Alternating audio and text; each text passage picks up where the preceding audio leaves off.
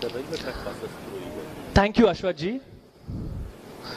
We would now like to welcome the Finance Minister of India, Nirmala-ji. Ma'am, please.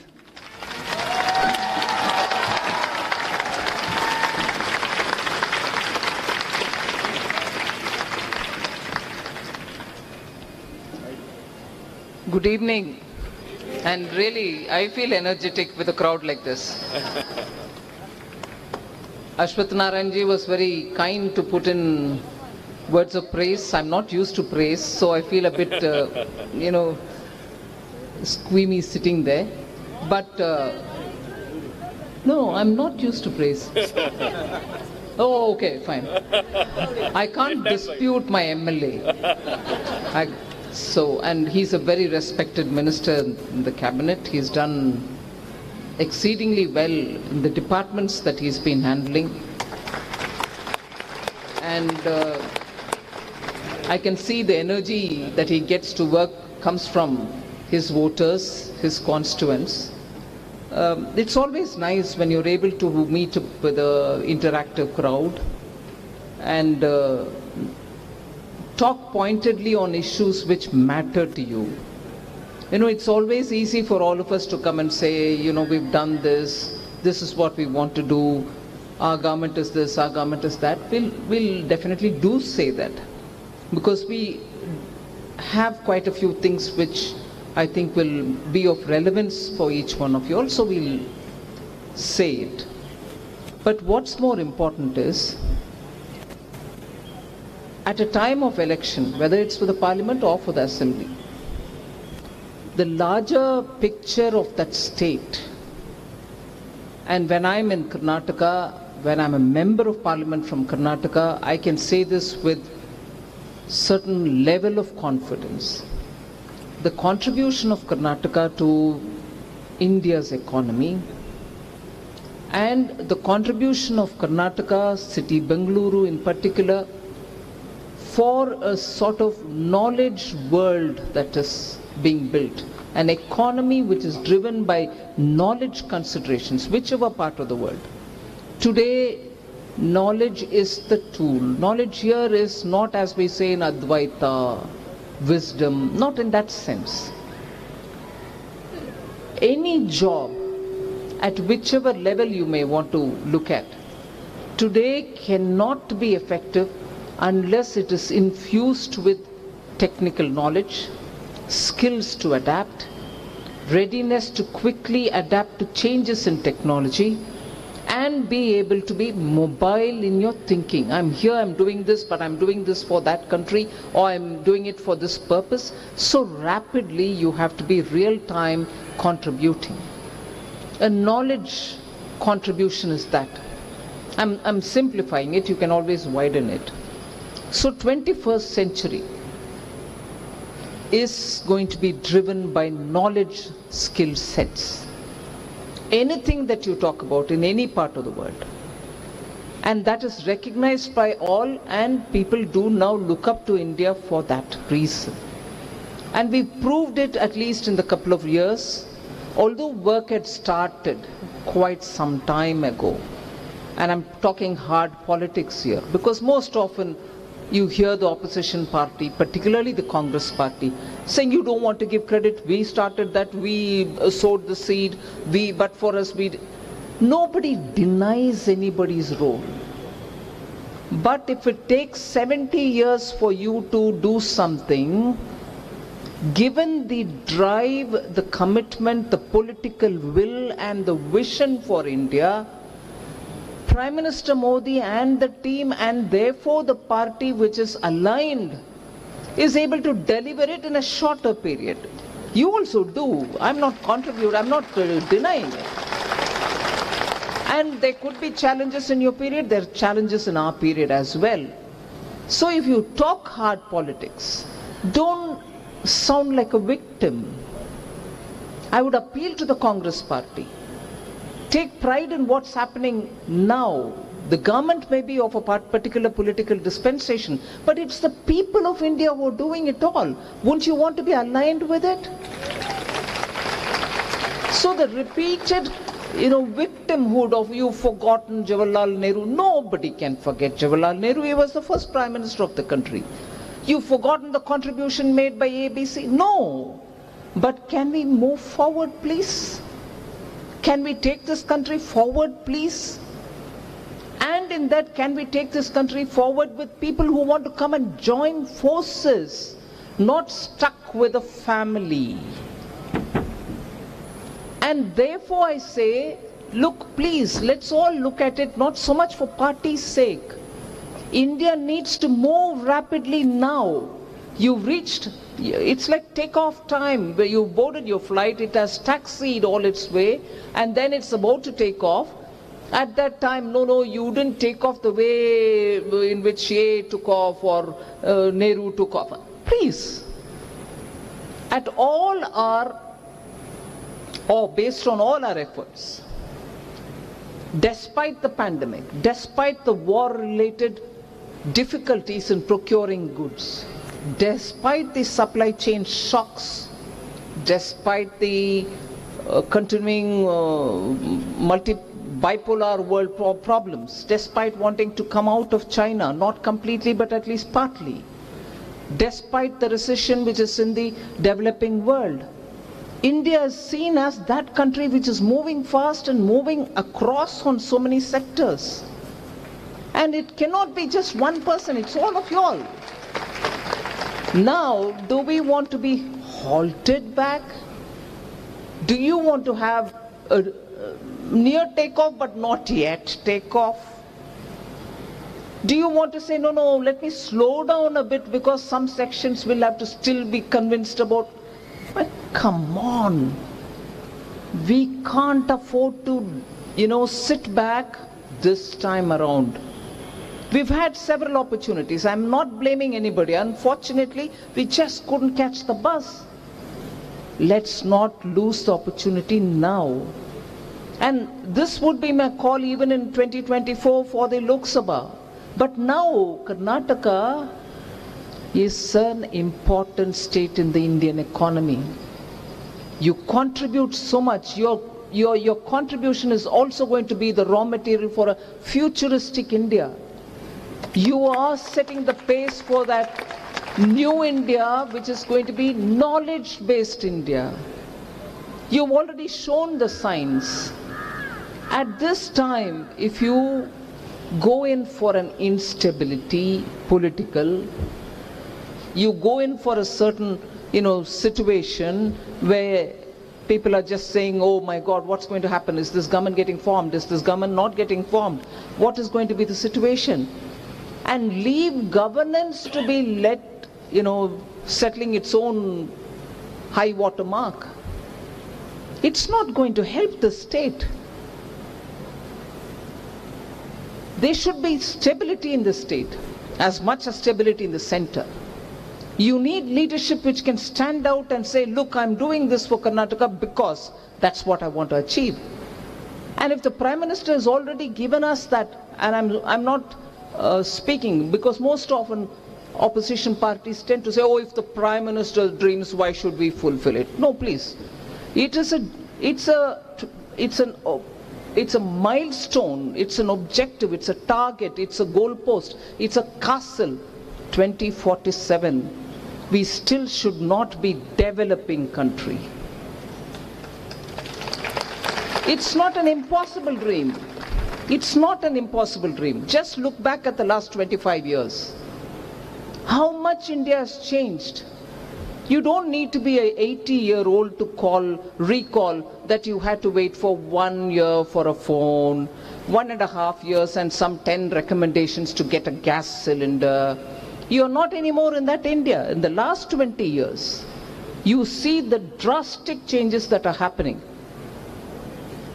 And if these drastic changes show it to us that it is possible in an India, because no longer are we being referred to as, oh, but anything in India is complicated, it takes a lot of time. There are still avenues to improve. I'm not saying everything is hunky-dory.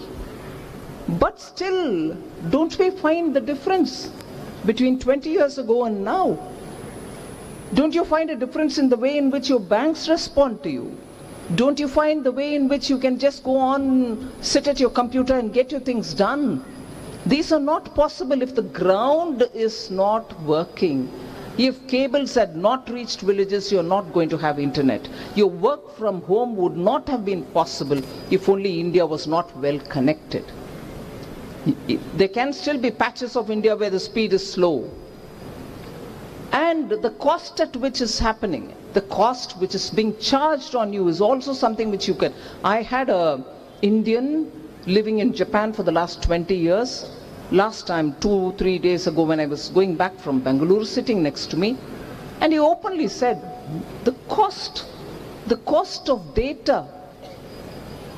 And he, for his job and for the position that he's holding there, has to possess a Japanese whatever. And he says it's so all locked up. I can't change the SIM, I can't have 2 SIMs, I can't bring in any other combination. It's all given to me, I should only use. Not by the company, even every citizen gets only that kind of a phone. The flexibility, that's an example that I'm taking, that can be applied for many other areas also. The flexibility each time for suiting our customers, for adjusting to the people, like the way the payment portals talk to you in any language you want, gives you message in any language you want, doesn't look only for a smartphone, it's available for you in feature phones, it is available in the far-flung areas, and for some transactions you don't even need net connection. It can be done offline and then everything gets done. So if the way in which we have built models for ourselves, keeping our people in mind, because it should be applicable for Karnataka as much as it should be applicable for Meghalaya. So that kind of diversity which gives us challenges as well as opportunity to test everything that you do, scale it up, show it to the people. And people adapting to it easily because it's no longer frightening them. It's no longer costing them. These kind of innovations, these kind of adaptability, readiness to change, willing, and at the public cost. Everything digital, everything, fundamentally the framework and the foundation for digital is all publicly funded. But available for everybody to use, it's not restricted for government's own companies. So the out-of-the-box way in which you're continuously innovating to make it so it is relevant for the common people, these are very much done because of political will. The vaccination story tells you all. Vaccines were not there, vaccines were found, and then Indian vaccines came about, we manufactured it. Brilliant. All of us will appreciate it. But going door to door and systematically, if there's a laggard going after them saying, why are you doing only 3 in a day whereas somebody is doing 300, can you move faster? Not really getting cowed down by all the fancy vaccines which were available outside because the conditions were not conducive for India. So luckily you had to, but scaling it up, the number that our young friend said may be true of some time, but it is the entire population covered in terms of vaccinations. I'm not saying there's nobody left out, maybe there is 1 odd person here, 1 odd person there. But the number runs in billions. Meaning some people have had double dose, some had had double plus the booster, and some others have had just 1. You put it all together, it crosses 1 billion doses. The exact number I can share with you when I get it.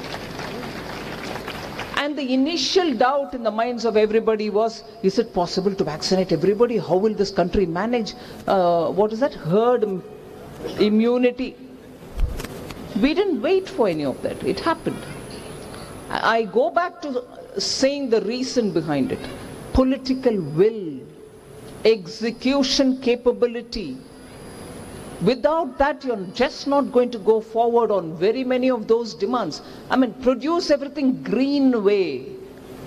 Your steel has to come now green. Otherwise, every ESG standard is going to be against you. You have to negotiate your position outside. And for that you need a drive.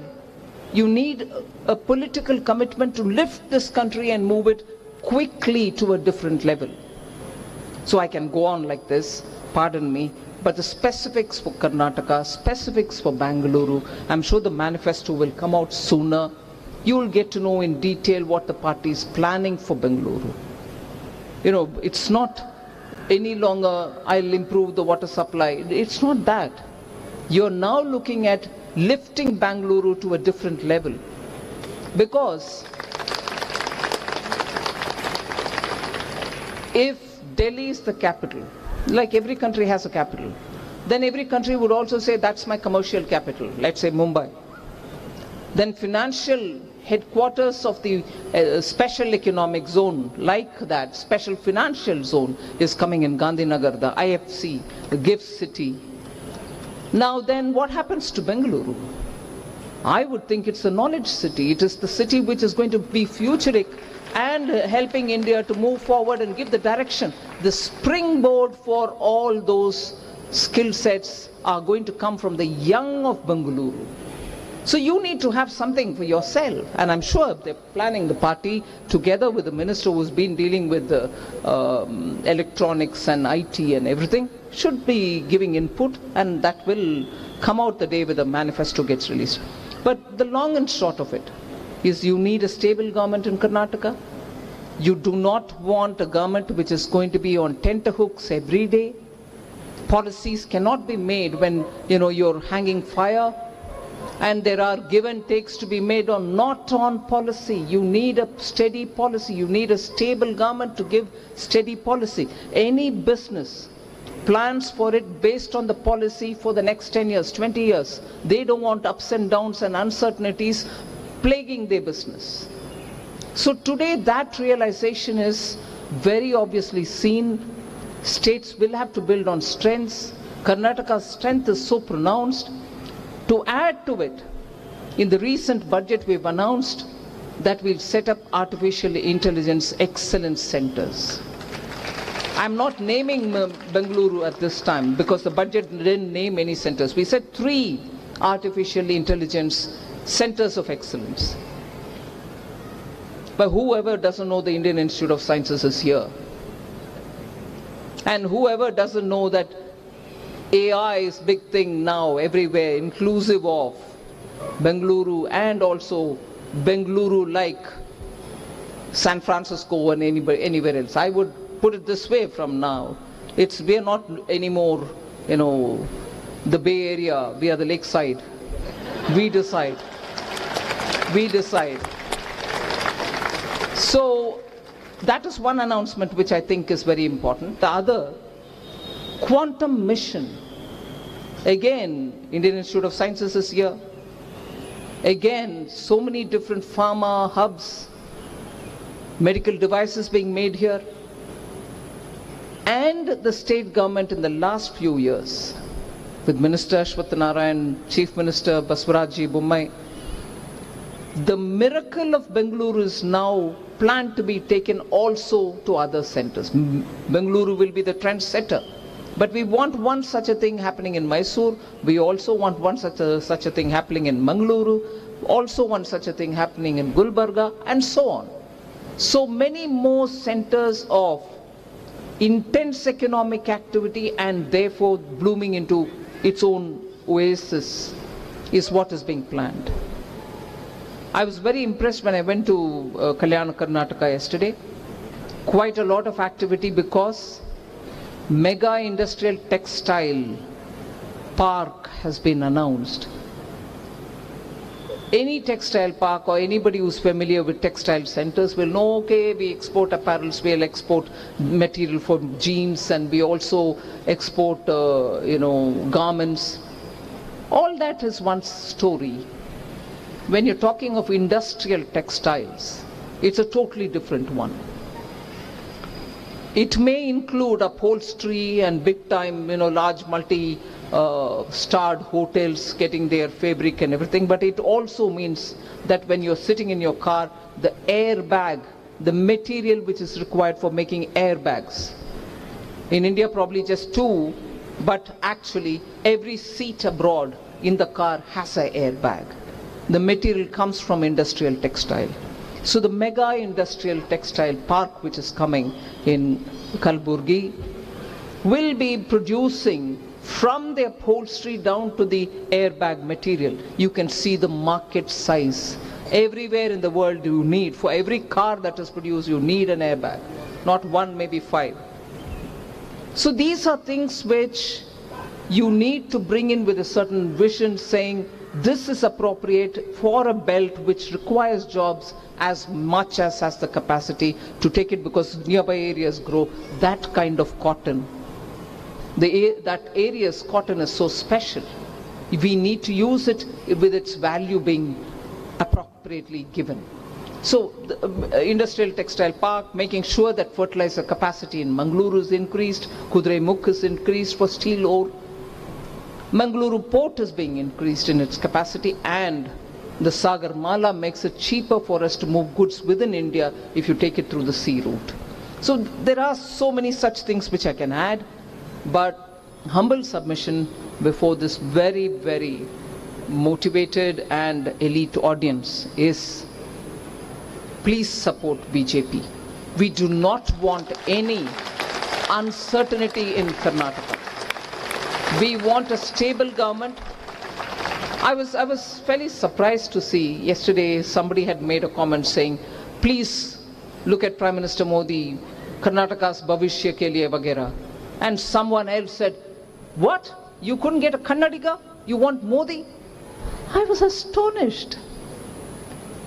He's an elected Prime Minister, has shown what he can do in a state, after which in 2014, because all of us desired a stable, good, visionary-led government, we gave the vote in 2014, which we reinforced in 2019. Post that, he has shown drastic leadership skills, particularly during pandemic, then the war, and today India is the fastest growing economy. Now, what's wrong if we refer to the Prime Minister, who equally attends to every state as much as Karnataka, to say, please, let's look at the leadership of Prime Minister Modi and decide for the future of Karnataka. What's wrong in that? To invoke regional sentiments, to kindle those kind of emotions as though one is pitted against the other, are all tactics which we should not pay heed to. Let them say what they want. We want a strong, stable and future-looking, highly contributing Karnataka, which for its young should give hope. Our youth should not, our children should not be led to say, what's happening, Ma? Why is this like this? Why? No, I want them to just free of all that, move forward and enjoy every moment of what they are doing and be happy to be where they are. That's what we want, and that's what we should work towards too. So I won't take more of your time. Thank you very much for coming. I humbly request, support BJP, vote on Kamal. You're voting for your dear candidate Ashwat Narayan ji. Give him back one more tenure. And on that morning, two things. I also belong to middle class, so I can take a bit of liberty. Don't mistake me. Don't plan for any picnics. Don't go out before you give the vote. Post, going and giving your vote, drive off from there to any picnic that you want. But after you cast your vote. And if some of you all are going to be, delayed because of your breakfast and whatever guests at home, I would say, please just go rush, cast your vote, come back and make an elaborate breakfast, enjoy yourself. But first, as they say in Hindi, pehle matdan, fir jalpan. Thank you very much.